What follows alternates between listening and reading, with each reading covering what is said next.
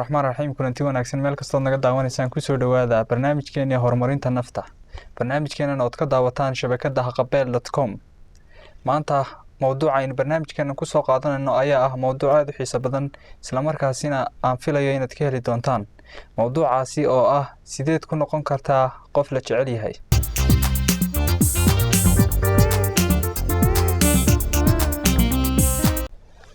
daawadayaal ugu horeyn waxa loo baahan yahay si aynu u noqono qof la jecel yahay inaad ku xirnaato mar walba xuska Ilaahay iyo dhikriga Ilaahay isla markaasina aad noqoto qof Ilaahay raali ka yahay.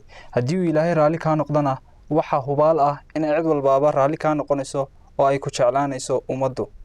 Marka waa qodob aad iyo aad muhiim u ah inaad mar walba ku xirnaato xuska Ilaahay iyo dhikriga Ilaahay.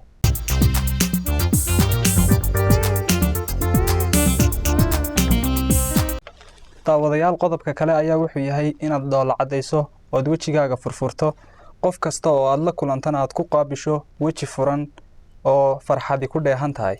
oo nabigeena kaleey salaatu wasalaam oo ka hadlay doola cadeynta ayaa waxa uu yiri walaalka oo u doola cadeysaa waxay ku tahay sadaqo. marka waxa muhiim ah mar walba inaad doola cadeyso.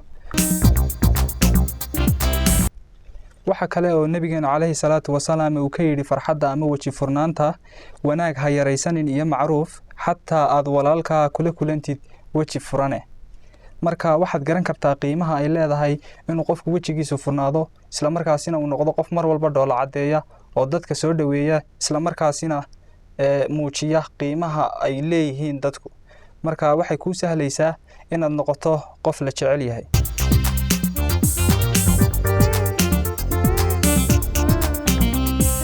qodobka kale ayaa daawadayaal wuxuu yahay inaad ixtiraamto fikradaha dadka. meelaha dadku isugu yimaadaan ama asxaabtu isugu yimaadaan isla markaasina aaraada iyo fikirka la isku weydaarsanayo waa inaad mar walba ixtiraamtaa fikirka uu saaxiibka soo gudbiyay oo aanad ku dhaliilin isla markaasina aanad oranin waad khaldan tahay. taasi waxay ku saamaxaysaa inay dadku ku jeclaadaan isla markaasina ay mar walba ku tixgeliyaan.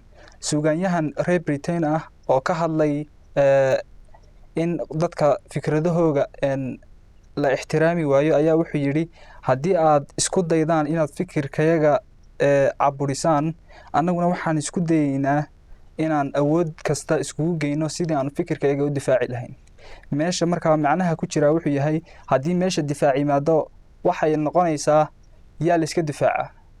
waxa la iska difaaca qof cadow kugu ah, waxa la iska difaaca qof aan waxba kugu ogolayn. marka mar walba waa inaad ixtiraamto fikradaha dadka.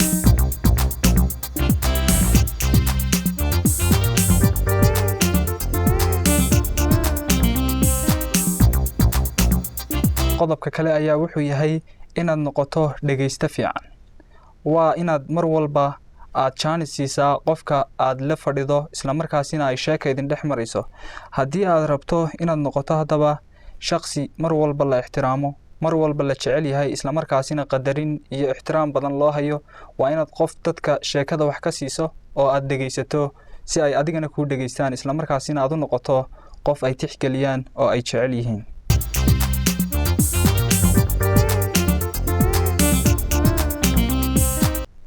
daawadayaal qodobka kale aadka muhiimka u ah ayaa wuxuu yahay inaad mar walba muuqaalkaaga hagaajiso si aad u noqoto qof mar walba la jecel yahay.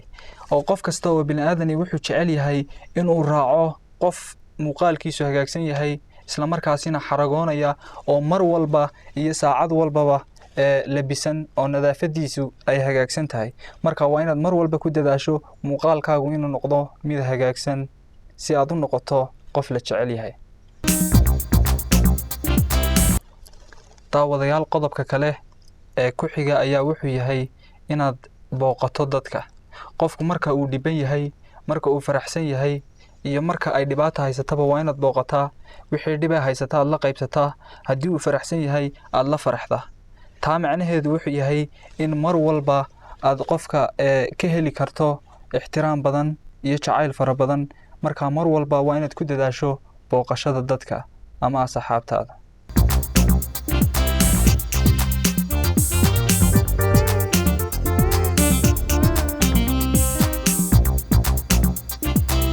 daawadayaal qodobka xiga ayaa wuxuu yahay si aad u noqoto qof la jecel yahay waxaad u baahan tahay mar walba inaad muujiso qofkan kula fadhiya ama saaxiibkaaya inaad mar walba aad u muujiso inaad danaynaysid waa inaad qofka wajahdo markuu kula hadlayo waa inaad wejigaaga siiso ama indhahaaga aad siiso waa qodob runtii aad iyo aad muhiim u ah oo qofku hadhow toole wuxuu ku xisaabtamayaa ama uu jeclaanaya inuu mar walba kula fadhiyo inuu mar walba ra'yigiisa iyo fikirkiisa kula wadaago inuu mar walba kula tashado oo aad u noqoto saaxiib wanaagsan isla markaasina la jecel yahay waa qodob runtii aad iyo aad muhiim u ah inaad ku dhaqanto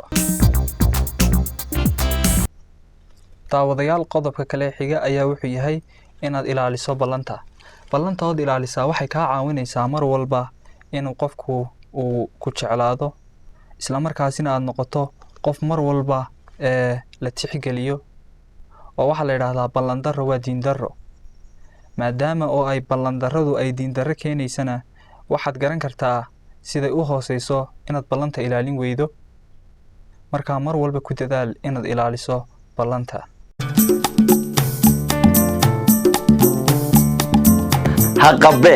haqabeel website shabakada haqabeel haloosi fogaaday hayaanka aqoonta halkuu degay koonku warbaahin horseeday website-ka habeeye dhammaan ka helayso adoon hagardaamo socdaaluhu leelin habeen mudan daala hareerna u dhaafin harkii gurigaaga hadeer balyar booqo sidii waqal hore website-kan hilaacay dabeedna higaadii tacliintan hortaada hubaal ku diyaara haqabeel website waxaad ka helaysaa barashada dhammaanba culunta miidiyaha warbaahinta ama journalismka oo casriya teknolojiyadii u dambeysay iyo adeegsigeeda haddaba mar kasta iyo goor kastaba booqo haqabeel website daawadayaal qodobka xiga ayaa wuxuu yahay inaad iska ilaaliso mar walba isla weynida inaad iska ilaaliso kibirka iyo isqaadqaadka waxaanad ogaataa inay kow ka tahay waxyaabaha qofka kugu cusub iyo qofka hore kuu yaqaanayba kaa fogeynaya markaa kibirka iyo isla weynida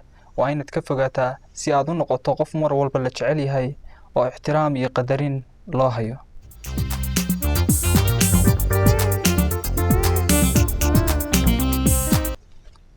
ugu dambeyntii daawadayaal fikradda aan jecelahay maanta inaad idin gaarsiiyo ayaa waxay tahay waa inaad mar walba iska ilaalisaa cadhada faraha badan leh waa inaad mar walba iska ilaalisaa inaad dhaliisho ra'yiyada dadka waa inaad mar walba ka fogaato muranka waayo waxa uu bilowgiisa yahay canaadka iyo colaadda markaa muranka waa inaad mar walba iska ilaalisaa daawadayaal barnaamijkeennii horumarinta nafta maanta intaas ayaan kusoo koobayaa waxaana idinla socodsiinaya anigoo ah Fuaad Cabdirashiid Aadan dhinaca kamaraduna waa injineer Maxamed Cabdilaahi Maadey intan barnaamij la mid ah ku kulmayno waxaan idinkaga tegaynaa sidaas iyo salaamullaahi calaykum waraxmatullaahi wabarakaatuh